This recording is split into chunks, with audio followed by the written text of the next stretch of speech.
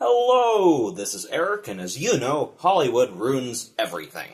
Bambi started as the book Bambi: A Life in the Woods, whose film rights were sold initially to Metro-Goldwyn-Mayer. But because a live-action film would have been too difficult at the time, these rights were sold to Walt Disney in 1937.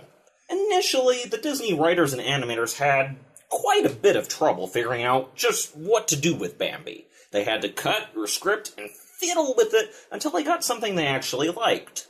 On release, much like Dumbo and Fantasia, World War II made it difficult to make a profit.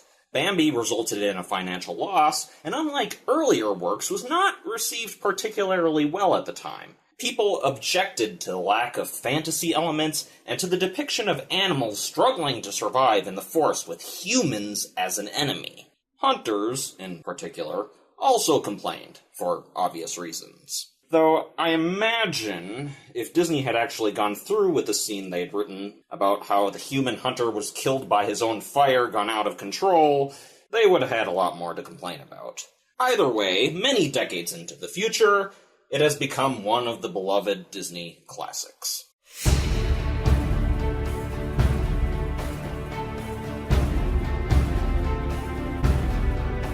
Bambi is a story about life, and how life is among the living. Even if Bambi is a deer living in the forest, we recognize something of his life in our own.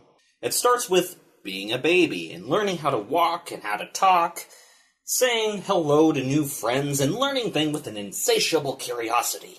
The kids are able to be silly and play without a care in the world. And even as they grow slightly older and learn some of the dangers of the world, they continue to be curious and playful about the world around them. They learn of places and how to interact with others. They may even believe that nothing will ever change, and that it will stay this way forever. Do you remember the place where you grew up?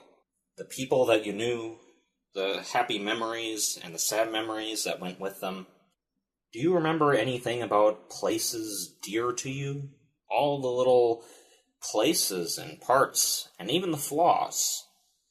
There's a bittersweetness to these memories, of a time lost, of dreams had and left behind, the laughter that may never again sound. But these are also good memories, in a way that's hard to describe. It's a piece of yourself that you may not remember all the time, and look at as an old friend. That is what Bambi reminds us of, provided we're not in that part of our lives ourselves. But it doesn't stop, because things don't stay the same forever. Tragedy, pain, and loss are here beyond our control. It is such a part of our lives, an endless conflict that is reflected in our culture, our stories. If not a lost loved one, then a poor decision, or a disaster, or even the smallest bit of suffering, because our pain is relative, and even those who have not had a tragedy in their lives still can know and understand sadness. But through each of these events, we learn and grow. We pick ourselves up, and pick others up, and do our best to keep moving on. In some ways, I actually like the Great Prince's words after Bambi's mother died. For all we wrap things up in ceremony, those cold words, "Your mother can't be with you anymore."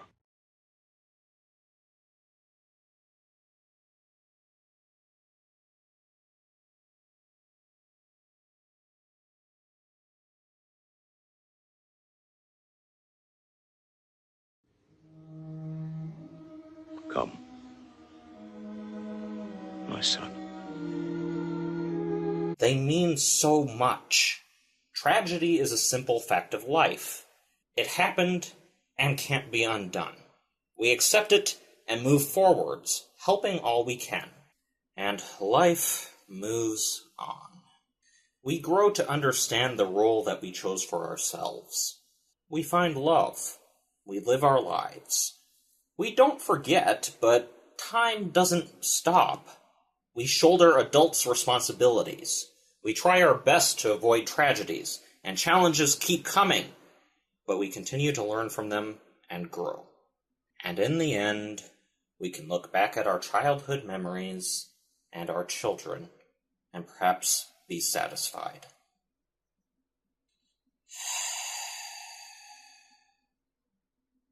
It's a pretty nice film. I love the interactions between all of the characters.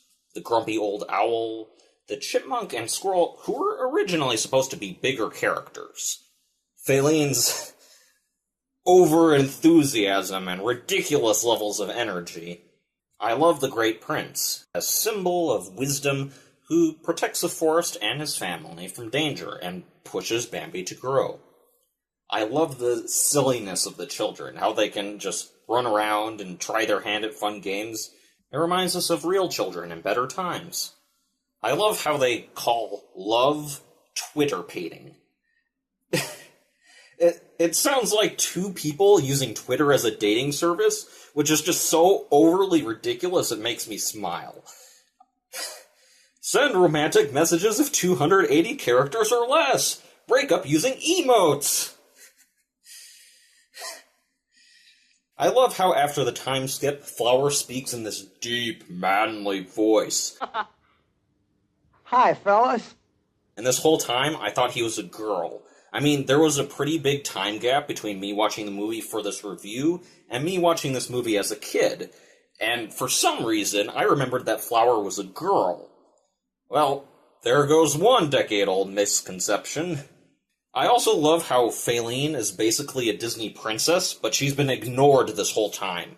What are the qualifications for this? I mean, forget having human diversity. Where are our animal Disney princesses? How could they forget Faline?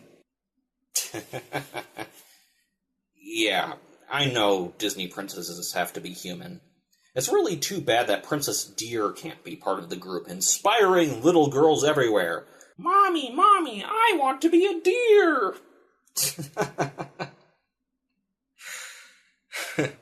Bambi is a work of art, and I sort of wish that Disney would do another film like this. I think the only other animated film that does something even remotely like this was the beginning of Up?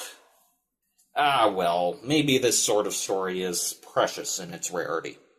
So that was Bambi. Have you seen it? Please let me know what you thought in the comments below.